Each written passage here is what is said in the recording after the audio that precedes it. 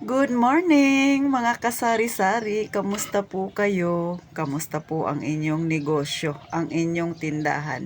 So ngayon, maaga pa si Ate Tintin, nag-vlog na kasi nga medyo matahimik pa.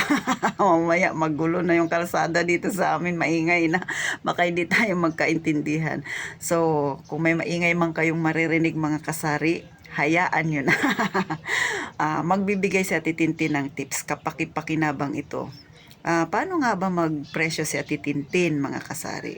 So, bago tayo doon sa mga hindi pa naka-like tsaka subscribe, please po, palike na lang po tsaka subscribe mga kasari para dumami pa tayo, magkaroon tayo ng kwentuhang ganito, makatulong tayo sa mga kaparehas natin na may tindahan, lalo na sa mga baguhan, sa mga wala pang tindahan na naghahanap din ng ganitong klasing negosyo.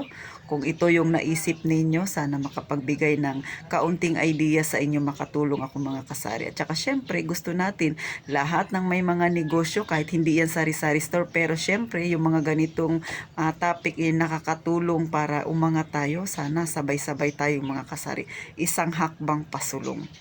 Sabi ko nga lagi sa inyo, wala tayo sa payaman-yaman kasi si Ate Tintin ay hindi naman mayaman.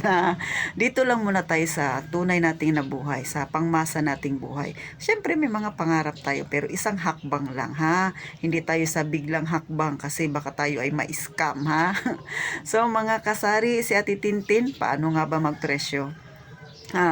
Una, syempre kailangan yung area ninyo, alam ninyo yung pangangailangan katulad ng kung paano din kayo nagtayo ng inyong negosyo na syempre nag-check muna kayo. Magtatayo ako, ilan na ba kaming tindahan. So, ganun din sa pagpipresyo. Kailangan alamin nyo muna yung mga customer ninyo, ano ba yung mga binibili nila, ano ba yung kaya lang nilang bilhin. At higit sa lahat, kapag marami kayong tindahan, hindi ka basta makakapagpresyo ng gusto mo lang. Okay lang kung medyo mababa, pero kung paano kung mataas, ikaw yung mataas, hindi ka na mabibilhan kasi lilipat yan sa iba. Lalangawin ang iyong tinda. Kaya maging observant ka sa paligid mo. Kailangan maging level ka lang sa mga tindahan dyan na sa inyo o kaya naman mas mababa ka kahit ng piso. Kung kaya mo yung ganun mga kasari. Pero syempre, di ba, nasa sa inyo pa rin yan. Tayo naman, habang tumatagal sa pagtitinda, nagkakaroon tayo ng, sabi natin, kumbaga technique kung paano tayo magpresyo sa ating paninda. So, katulad dito sa amin mga kasari, mga kapitbahay ko dito mahilig bumili ng tingi-tingi. Meron ding bumibili ng debote. Pero kadalasan tingi kasi nga yung mga nagtatrabaho dito, ang kakayanan lang yung pang-isahang luto lang mga kasari. Sa mga nauna kong vlog, nasabi ko nga sa inyo, yung area namin dito may mga boarding house, mga estudyante na nagbo-board na yung iba naman ay nagtatrabaho. So, hindi talaga karamihan dito ay taga rito. So, yun lang yung afford nila, yung mga tingi-tingi na yan. Sa mga may tindahan na kagaya sa akin na maliit ang tindahan, okay naman po yung tingi-tingi. Malaki nga ang tinutubo ninyo, tsaka fast moving pa. Yan.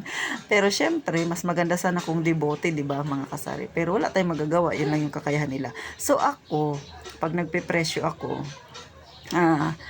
syempre, yung sa tingi, yung kaya nila, mga 5-5 na yan, 5 pisong sibuyas, maghahanap ka talaga ng mga maliliit, pisong bawang, luya, 3 piso, 4 na piso. Ganon mga kasari. Tapos asuka, 5 piso, titimbang-timbang si Ate Tintin yan mga kasari. So ganon po ako magpresyo. Asin, 5 piso, talagang yung kaya ng bulsa nila. At syempre, maliban pa doon, si Ate Tintin ninyo, kailangan alam yung kalibel mo lang din yung paninda ng yung mga kapitbahay na tindahan. Lalo sa amin, dikit-dikit. Hindi ako pwedeng magtaas ng presyo na medyo mataas talaga kasi nga, una, malapit kami sa bayan, sa city mismo, sa palengke. Ganon mga kasari. Pangalawa, marami kaming kapitbahay na may tindahan dito. So, ganon mga kasari. Hindi ka pwede na, ito yung gusto kong presyo Sige, magtaas ka ng presyo. Paano yung mga katabi mo? Mas mababa sa'yo ng 2 piso. Sino pang bibili sa'yo? Kaya nga sabi ko sa inyo, kailangan kilala mo yung iyong mga kapitbahay dyan, yung kanilang mga binibili, ano ba yung binibili nila.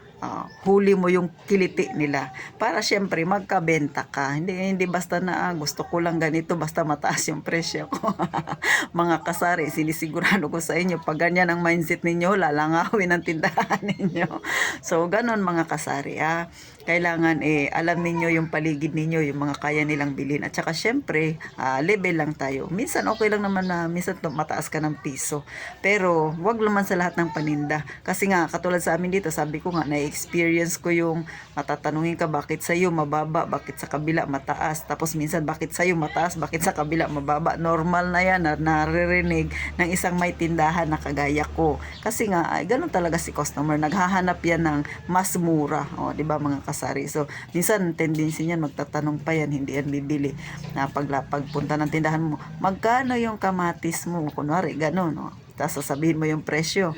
Saglit lang teha, kulang yung pera ko. Pero style lang yun. Pupunta yan doon sa kabilang tindahan. Magtatanong. Paano kung mas mababa yun doon sa kabilang tindahan? Hindi yan nabibili sa'yo. So, ganun mga kasari. Kailangan alam mo rin yung mga technique ng yung mga customer. Tansyahin mo rin sila. At saka higit sa lahat, mga kasari, sabihin na natin na okay lang na magkalibel kayo ng mga tindahan dyan, okay lang yun. Minsan mababa ka ng piso, pero depende yan. Pag may product kasi na kailangan mong yung nasa 10% lang yung iyong tubo. Katulad ako mga kasari, kadalasan ako ay nasa 10 to 15% lang talaga tumutubo sa paninda ko. Pero may mga items din ako na 20%, minsan 25%. Kapag slow moving siya sa akin, mga 20% ang tubo ko mga kasari. Kasi alam ko pag bibili si customer ng slow moving na yun, alam ko bibilhin niya talaga yun kasi nga kailangan niya. Ganun mga kasari. Pag tumatagal ka, ito naman ay sarili kong experience. Kaya pag tumatagal ka na sa pagtitinda, sabi ko nga sa inyo, nagkakaroon ka rin ng technique. Pero dahil baguhan ka pa, yung iba dyan, wala pang tindahan, nagbabalak pa lang. So, pwede ninyong gawing guide ito.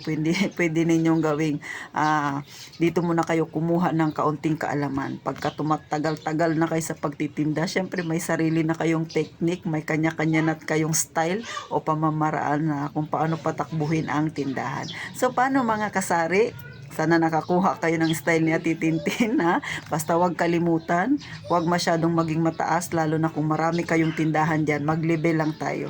Pwede kang bumaba ng piso, kung kaya mo ba naman, kung kayo ay katulad sa akin, hindi naman nag-uupa ng tindahan, okay lang yun, mas mababa ng piso, kasi nga wala ka namang babayaran. Pero syempre, paano kung ikaw ay nag-uupa? So, le-level ka doon sa mga tindahang nandyan sa inyo, Pero syempre, diskarte nyo na yan. Ito namang sinasabi ko ay guide nyo lang, kung paano kayo magpresyo ng inyong paninda, lalo na sa mga baguhan. So, paano mga kasari? Thank you po sa inyong panonood kay Ate Tintin. Sana huwag kayong magsawa sa kanyang pagmumukha, kasari, At saka sa mga lagi nakasubaybay, thank you po talaga ng marami, nagpapasalamat ako kasi patuloy nyo pong pinanonood ang aking munting channel. Sana po tuloy-tuloy at maging maayos ang ating buhay sa ating mga paglalakbay. So paano mga kasari? Gaya ng lagi kong sinasabi, mag-iingat kayong palagi mga kasari.